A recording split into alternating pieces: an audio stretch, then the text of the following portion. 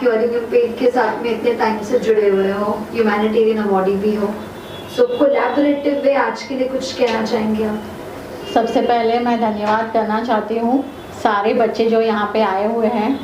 आज हमारे hearing hearts का 3 साल का सेलिब्रेशन है।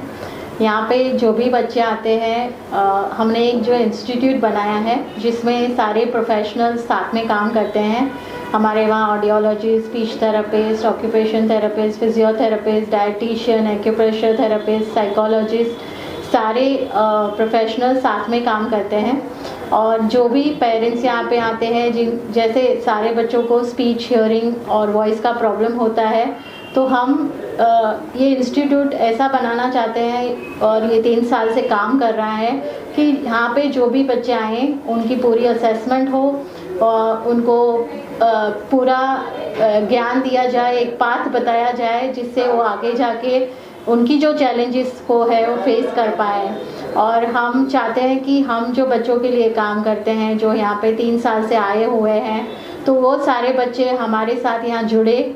आज करीब यहाँ 60 से ज़्यादा बच्चे आए हुए हैं और सारे पेरेंट्स भी आए हुए हैं। हमारे वहाँ जो नॉर्मल बच्चे भी हैं जो स्पीच वॉइस थेरेपी लेने आते हैं, वो भी बच्चे यहाँ पे आज है। और शाम को हमने सारे हमारे जो एडल्ट पेशेंट हैं उनको भी यहाँ पे बुलाया है।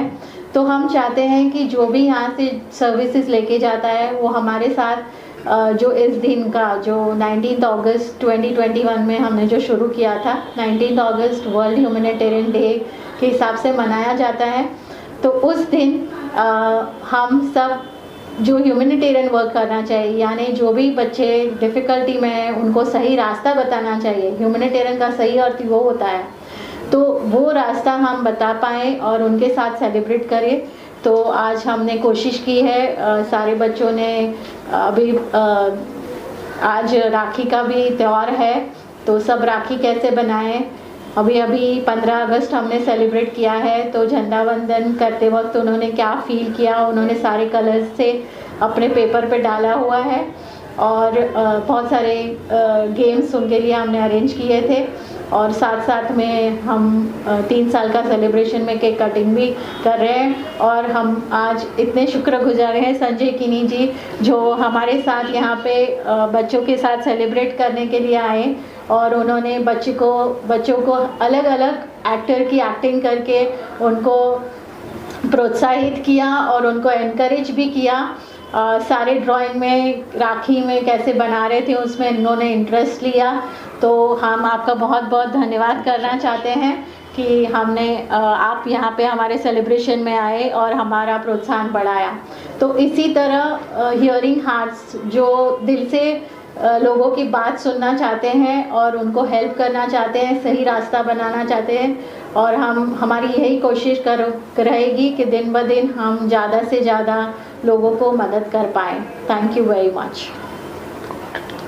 संजय जी, आपने जो भी कुछ देखा आज बच्चे जैसे कर रहे हैं, ये हियरिंग इम्पेयर हैं, बट फिर भी हमारे सपोर्ट से कैसे वो अपनी डिफ़िकल्टीज़ को ओवरकम कर रहे हैं, तो आपका आज के लिए थोड़ा सा भी। बेसिकली मैं एक वॉइस आर्टिस्ट हूँ, स्पेशली मैं एनिमेशन के लिए वॉइस करता हूँ। सो मेरा ऑडियंस जो है ये छोटे बच्चे ही हैं। अनलेस एंड अनटिल ये बच्चे मेरी आवाज़ सुनेंगे नहीं तो उस एनिमेशन को कैसे एंजॉय करेंगे। So these are the angels जिनके अनकंडीशनल लव की वजह से आज मैं जो कुछ भी हूँ।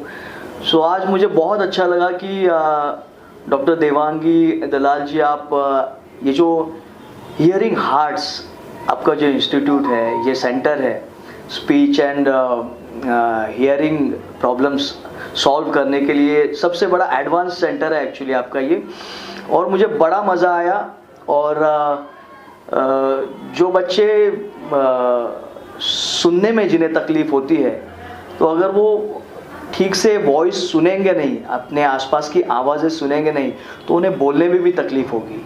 तो आपने जो स्पेशली हियरिंग प्रॉब्लम पर ज़्यादा आपने फोकस किया है और उसके अकॉर्डिंग फिर आप स्पीच थेरेपी भी देते हैं, बहुत ही सराहनीय चीज़ है। और अंडर प्रिविलेज बच्चे स्पेशली उनके लिए आप जो ये काम कर रही है, हैट्स ऑफ टू यू। और रहा सवाल आज का, तो आज एक ही दिन पे हमने 2 सेलिब्रेशंस किए। स्वतंत्रता दिवस जो अभी होकर गया है, तो उस बारे में बच्चों का जो फील था उन्होंने ड्राइंग्स में कलर्स के ज़रिए दिखा दिया, और अच्छी अच्छी राखियाँ भी बनवाई हैं जो आने वाली रक्षाबंधन में बहनें अपने भाई के हाथ पे बांधेंगे और भाई खुद राखी लेके जाएगा कि बहना ये लो, मैंने राखी बनाई है, इससे बांध दो। So it was really a fantastic event, and I'm really thankful to you and Hearing Hearts to calling me over here to entertain the little angels, like जो मेरा अपना crowd है, मेरा अपनी audience है, मुझे बड़ा मजा आया। Thank you so much. Sir, आप कितने आवाज़ें निकाल सकते हैं एक्टर्स की?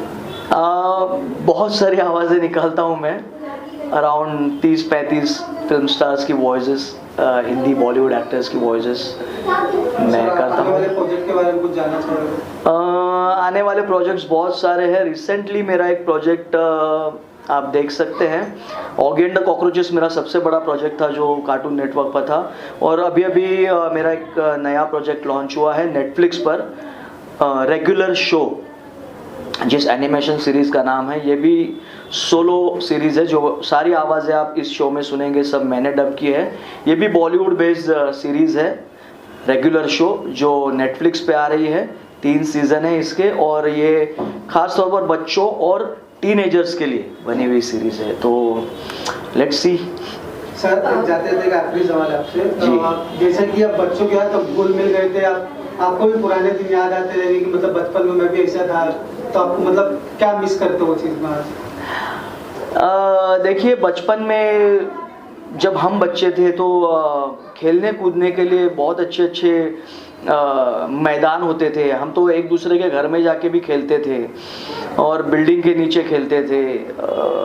जो स्पेशली आउटडोर गेम्स है वो आज के बच्चे मिस कर रहे हैं। जो आउटडोर एक्टिविटीज़ आज के बच्चे मिस कर रहे हैं, क्योंकि मोबाइल और इंटरनेट ने इतना सारा कब्जा कर लिया बच्चों के दिल में, बच्चों के मन पे, बच्चों के दिमाग पे, कि कोविड के बाद जिस बच्चे के हाथ में मोबाइल आया है वो उनके हाथों से छूट नहीं रहा है। सो आई एम जस्ट वंडरिंग कि ये मोबाइल छोड़ के ये खुद कुछ फिज़िकल एक्टिविटीज़ करें, दोस्तों से घुल मिल के कुछ मैदानी खेल खेले तो उनके लिए अच्छा है। कसरत भी होगी और एक जो तंदुरुस्ती है वो भी बरकरार रहेगी।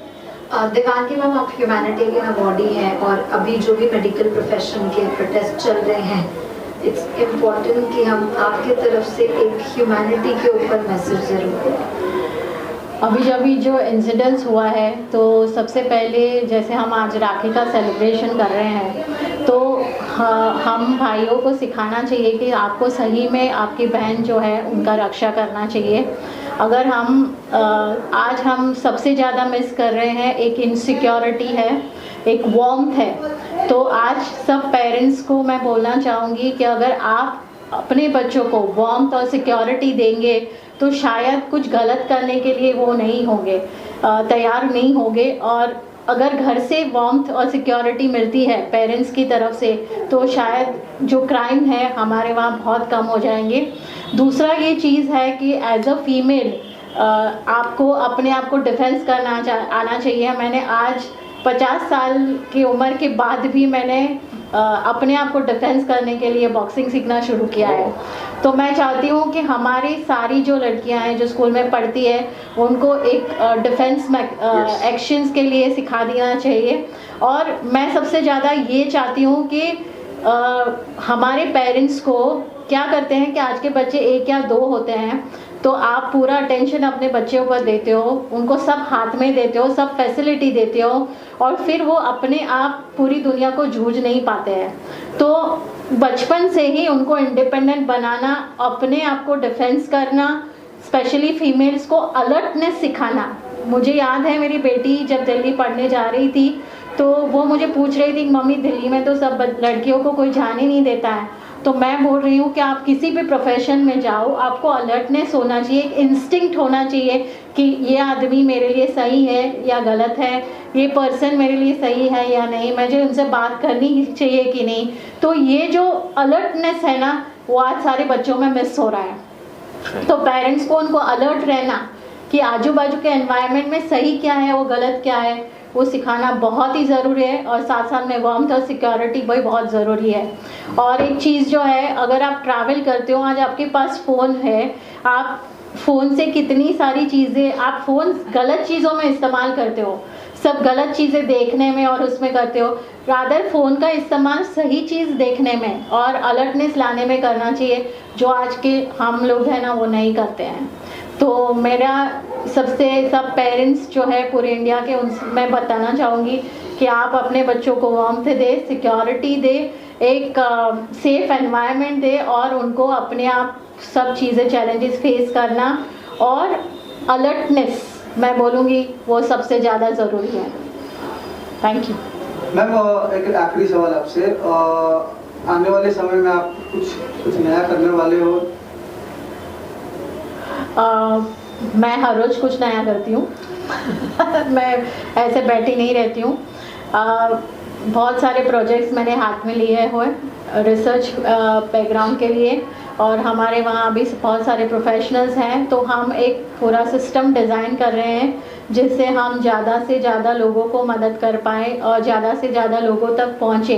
मैं WHO से मेक लिसनिंग सेफ को भी प्रेजेंट करती हूँ और WHO बताता है कि 1.1 बिलियन यंग, फिलहाल देखा भी है करीब एक महीने में 5 से 6 यंगस्टर्स आए हैं जिनको हियरिंग लॉस हुआ है।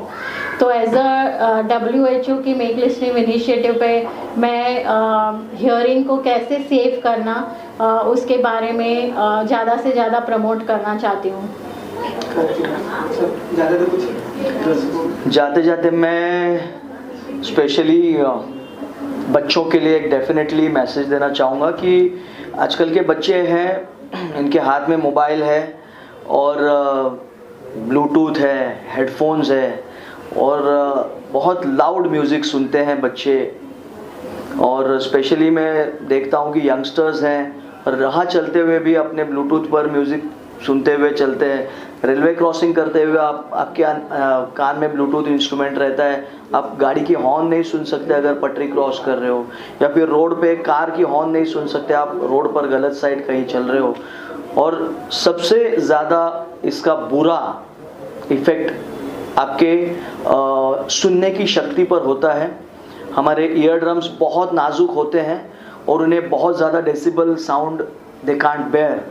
सो प्लीज़ ट्राई टू आप अपने ईयर ड्रम्स की, अपने कानों की, अपनी सुनने की शक्ति को बरकरार रखें, क्योंकि ये बहुत यंग एज है, आगे चल के आपको बहुत कुछ सुनना है, शादी के बाद वाइफ का भी बहुत कुछ सुनना है। So just take care of your hearing abilities. Thank you so much. Thank you.